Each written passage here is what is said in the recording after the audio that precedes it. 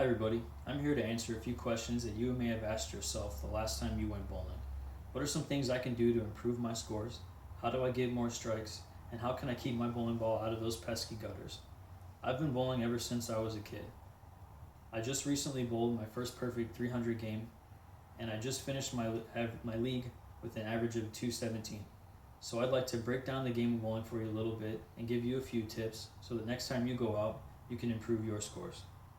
When you first walk into a bowling alley, you're going to see hundreds of bowling balls. How do you figure out which bowling ball is for you? There's two things to think about: the weight of a bowling ball and how it fits on your hand. A good rule of thumb when choosing a weight is you want to do 1 pound for every 10 pounds you weigh. So say you weigh 140 pounds, try choosing a bowling ball that weighs 14 pounds and go up or down from there depending on your arm strength and shoulder strength. Secondly, you want to find one that'll fit your fingers good. You don't want them to be too tight because it's possible when you go to release the bowling ball it'll stick and you could really injure your hand. Secondly, you don't want the holes too big because you could wind up being that person that throws the ball way behind them because they weren't able to hold on to it. So now that we've found our bowling ball that fits good, we need to figure out where's the best place for me to stand on the lane, what should I aim at, and where should my bowling ball be when it hits the pins.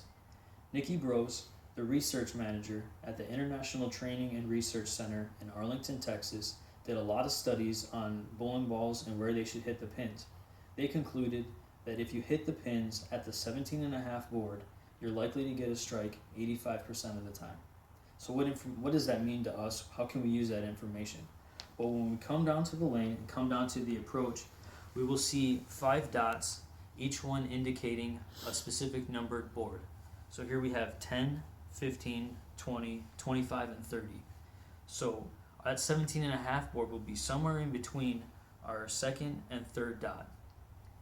These dots also line up with arrows that are down the lanes, also lining up with the pins down the lanes.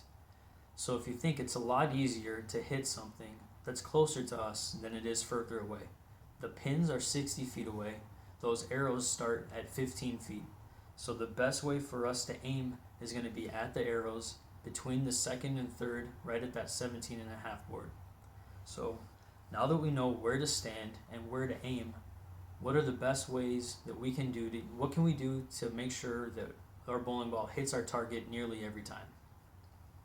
So when we're standing, looking at our target, we need to always maintain a balanced and controlled arm swing. This balance will ensure that we're not falling left or right, because if we do fall, our bowling arm will tend to swing the opposite way to prevent ourselves. So that's when we'll throw it into the gutters where we can only get one or two pins, and that's not what we're looking for. We're trying to get strikes. Secondly, we need to keep a smooth arm swing. We want our arm swing to go straight out in front of us, straight back, and when we let go, we need to follow through at that 17.5 board all the way up through the pins. That'll ensure that we have our closest opportunity to getting a strike. Now that we know we need to stay calm and balanced at the line, we can't get good at anything unless we practice. Bowling is a very hard sport, and you need to be consistent at it in order to hit your spot every time. Lastly, no two bowlers bowl the same, so you need to figure out what's going to work best for you.